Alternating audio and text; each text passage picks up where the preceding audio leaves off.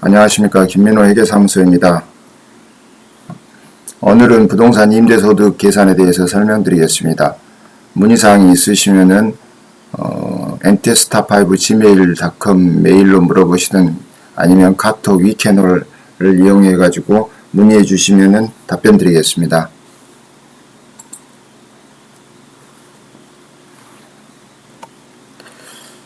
먼저 보시면 부동산 임대 수입의 총 수익 금액은 이 세 가지로 구성이 되어 있습니다. 그게 임대료하고 보증금에 대한 간주 임대료 그리고 관리비 수입 이렇게 통상적으로 구성이 되어 있습니다. 다만 이제 소득세법이나 법인세법에서 보시면은 그 건물에 대한 그 보험이 들어있는 경우가 있습니다. 그러니까 손해보험이 들어있어 가지고 그걸로 인한 보험 차익이 발생했을 경우에는 그 부분도 보험료를 납입할 때 비용으로 인정받기 때문에 화재라든지 이런 걸로 인해서 보험금을 받았을 때 그 보험 차익에 대해서는 당연히 사업소득으로 포함하여서 총수익금에 산입합니다. 구성 항목 중에서 첫 번째 임대료를 보시겠습니다. 임대료의 경우에는 월할 계산을 합니다. 월할 계산을 하는 것은 부가가치세하고 같다고 볼 수 있습니다. 만약에 수개월의 임대료를 일시에 그 선세금 형태로 받았다. 그런 경우에는 어떻게 계산하냐면은 해당 그 선세금을 가지고 총 임대 계약 기간의 월수분의 당일 과세 기간의 임대 기한 월수입니다. 이 월수 계산은 초월 산입, 말월 불산입입니다. 예를 들어 가지고 2016년 7월 5일부터 임대가 됐다. 그리고 2017년 7월 4일까지 임대다. 그러면은 월할 계산하고 7월달이 초월이 산입되니까 7월부터 12월까지 즉 6개월이 과세기간 임대 월수입니다. 그 다음에 두 번째는 이제 간주임대료입니다. 간주임대료. 간주임대료 설명드리겠습니다. 간주임대료는 보증금에 대해서 정기예금 이자율을 곱해가지고 그 상당액을 총수익금액으로 산입하는데 법인세법과 소득세법이 약간 차이가 있습니다. 법인세법의 경우에는 적용 대상이 추계 결정하는 경우, 그러니까 거의 없죠. 그 다음에 추계 결정하지 않는 경우에는 차입금이 자기 자본의 2배를 초과하고, 그리고 부동산 임대업이 주업인 영리내국법만 대상이 됩니다. 따라서 법인의 경우에는 이런 경우도 별로 없습니다. 자기 자본이 차입금이 자기 자본의 2배를 초과하고 부동산 임대업이 주업인 법인은 사실상 우리가 별로 만나기가 어렵습니다. 그렇지만은 개인의 경우에는, 개인 소득세의 경우에는 부동산 임대업을 하는 자는 모두 간주임대료를 계산해야 됩니다. 이게 주업 차입금 과다 여부 이게 무관합니다. 무조건 부동산 임대업은 다 간주임대료를 계산해야 합니다. 다만 간주임대료를 계산하지 않는 경우가 있습니다. 않는 경우에는 법인세법은 주택 및 그 부수토지는 간주임대료를 계산하지 않습니다. 법인세법은 주택 및 그 부수토지에 대해서는 간주임대료를 계산하지 않는데 추계의 경우는 이제 물론 계산합니다. 개인이 중요합니다. 개인 같은 경우는 원칙은 주택이나 그 부수토지를 임대하는 경우에도 간주임대료를 과세하는 게 이제 원칙입니다. 그렇지만은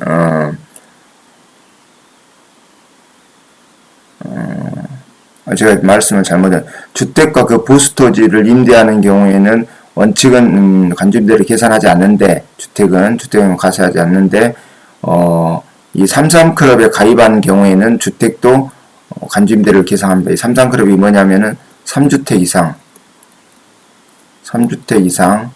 그 다음에 플러스 2, 3은 보증금 합계가 3억 이상. 이 두 가지 조건이 충족돼야 됩니다.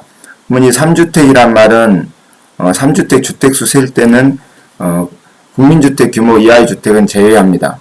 첫 번째 국민주택 그러니까 85평방미터죠. 85평방미터 제외.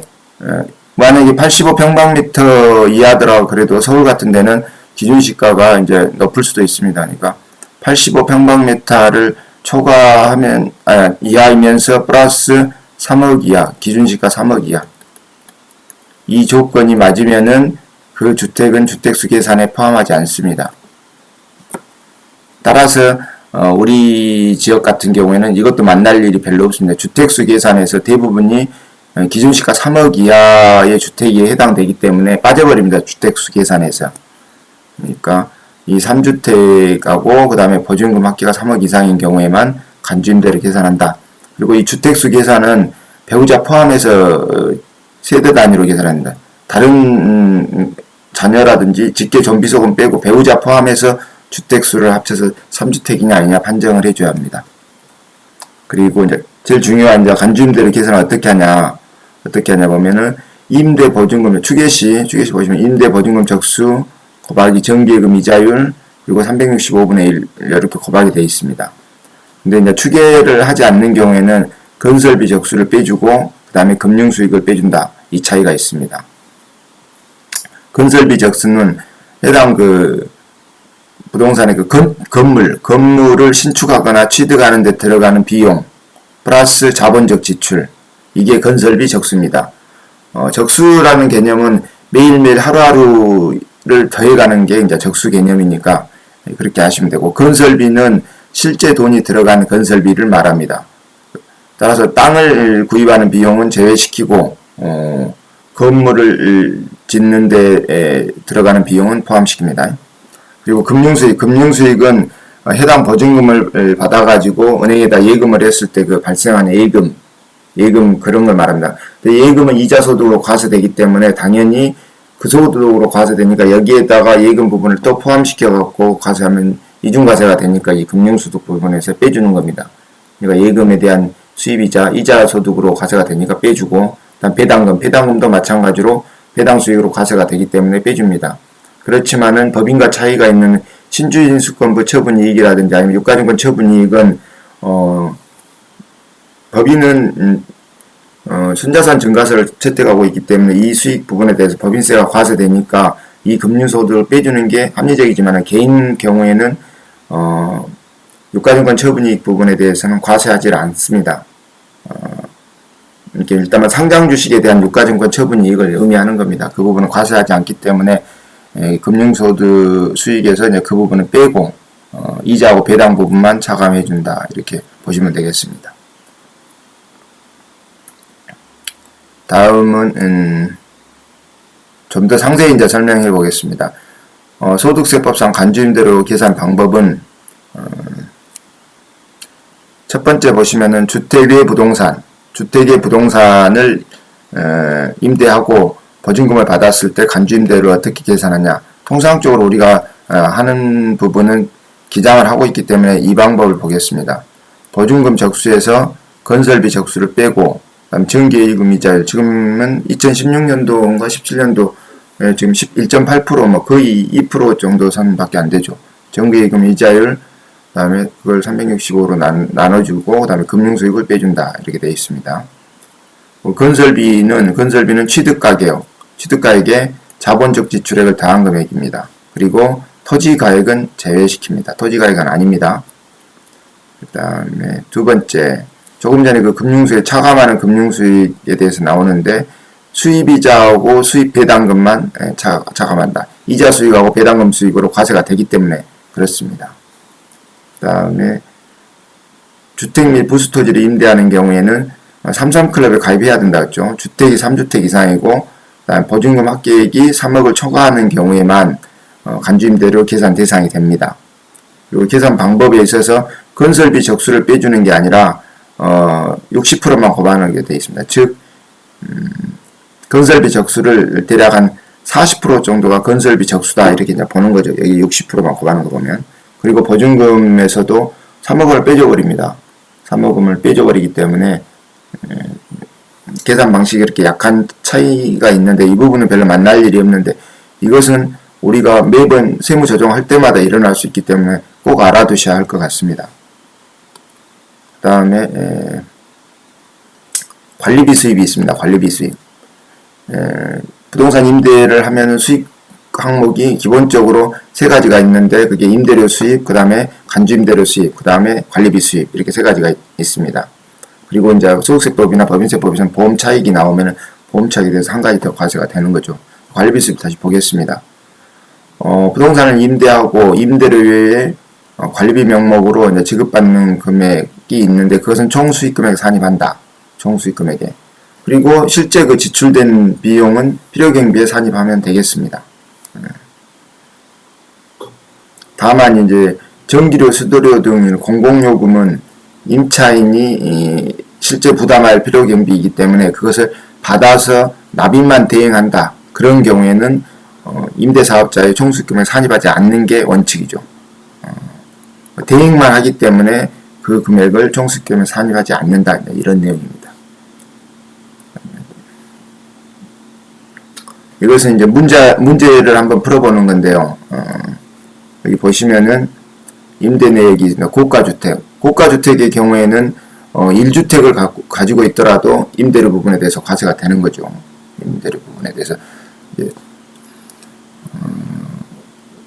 주택 임대소득에 대해서 과세는 2주택 이상자에 대해서만 임대료 수입에 대해서 과세하는데 현행법상으로서는 그 임대료 수입이 2천만원 초과하는 경우에 2천만원 초과하는 경우에만 과세를 합니다. 2천만원까지는 현재 비과세를 하고 있습니다.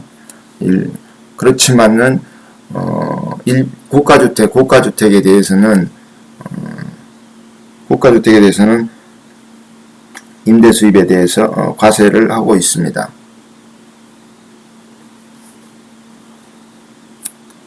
보시면은 임대보증금이 2억, 그다음 월 임대료가 15만원씩 받고 임대를 한다 이렇게 되어 있습니다. 1주택자는 보증금에 대한 간주임대료 계산 안 하죠. 그러니까 임대료 수입 15만원입니다. 몇 개월인가 보죠.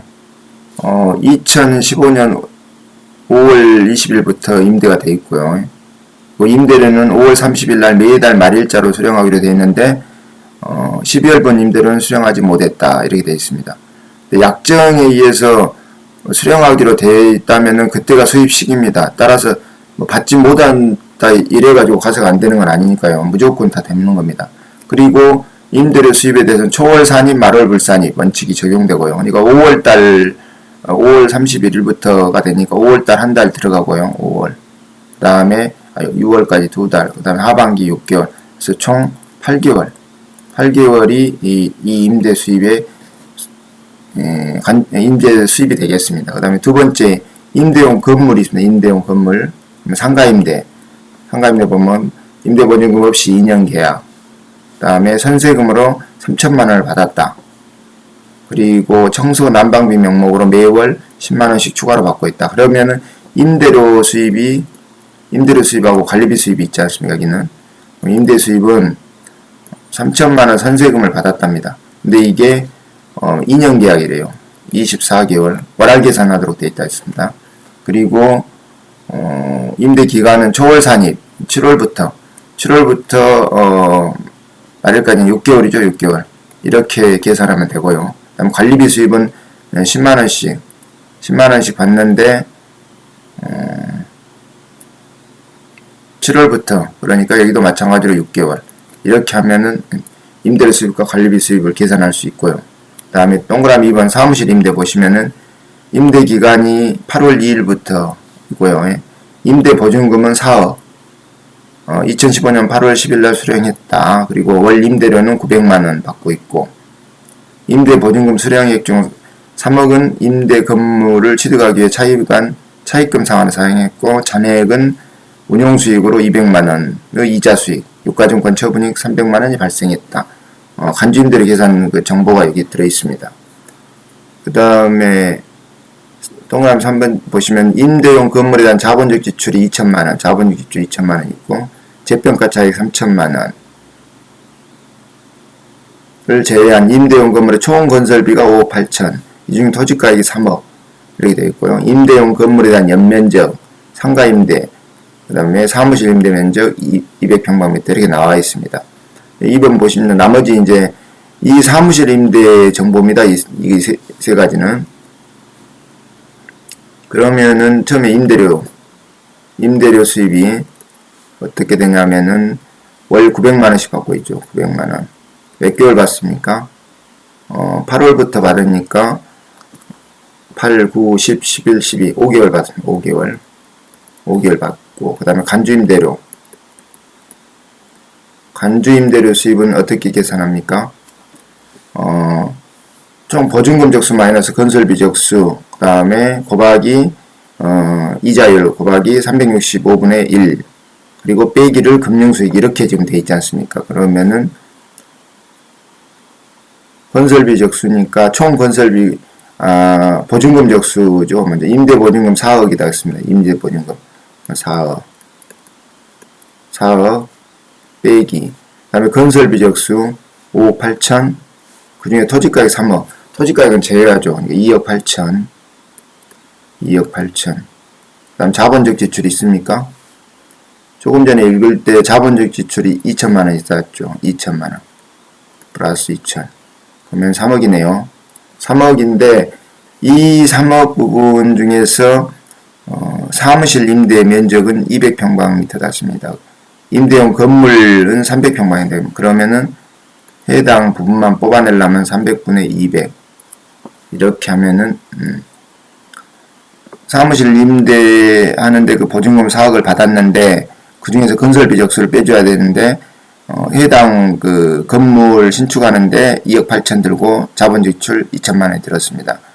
그 중에서 이제 그게 전체 건물인데 그 300평방미터 짓는데 들어갔던 돈인데 그 중에서 200평방미터가 사무실이기 때문에 이렇게 안분 계산합니다. 그리고 이제 적수를 이렇게 일수 계산해 줘야 되죠. 일수는 초일산이 말일 불산이 원칙을 적용하니까 임대 기간이 8월 2일부터니까 하반기가 184일이죠. 184일에서 7월달 빼주면 31일 빼주고 8월달은 1일 빼주면 되는 겁니다. 이렇게 빼주면은 이게 184 마이너스 32그러면 152일입니다. 152일을 곱하고 그 다음에 이자율 구해요. 이자율은 여기 보시면은 4%라고 되어 있습니다. 정기예금 이자율 4% 곱하고 그 다음에 365분의 1 마이너스 금융수익 빼주라고 되어 있죠. 금융수익은 여기 보시면은 잔액에 대해서 운용수익으로 200만원 이자수익, 그 다음에 유가증권 처분이익은 개인의 경우에는 과세하지 않고 있기 때문에 제외하고 이자수익 200만원에 대해서만 이자수익으로 과세하니까 빼줍니다. 200만원 빼주면 간주임대료가 이렇게 해서 계산하면 됩니다. 그리고 세 번째 보시면은 논을 작물 생산 목적으로 임대했다. 논을 작물 생산 목적으로 임대하면 비과세하도록 되어 있지 않습니까? 그래서 과세하지 않습니다. 물론 논을 뭐 주차장 용도로 임대를 한다든지 그러면은 당연히 과세가 됩니다. 다음에 2번 보시면 필요경비는 장부에서 확인됐고 세무조정 후 금액은 이거다. 다 됐습니다. 간주임대료 계산 부분에 있어서 이 건설비 적수는 해당 그 건물을 취득하기 위해서 들어갔던 비용 플러스 자본적 지출액이다. 그리고 마지막 금융수익 빼줄 때는 그 빼주는 금융수익은 해당 보증금을 받아가지고 일부 뭐 신축하는데 비용이 다 들어가 버렸다면 빼줄 금융소득이 없지만은 그게 예금으로 넣어놨다든지 아니면 주식을 투자해갖고 배당을 받았다든지 이런 경우에는 그 수익 부분만큼은 차감해 준다. 이런 내용이었습니다.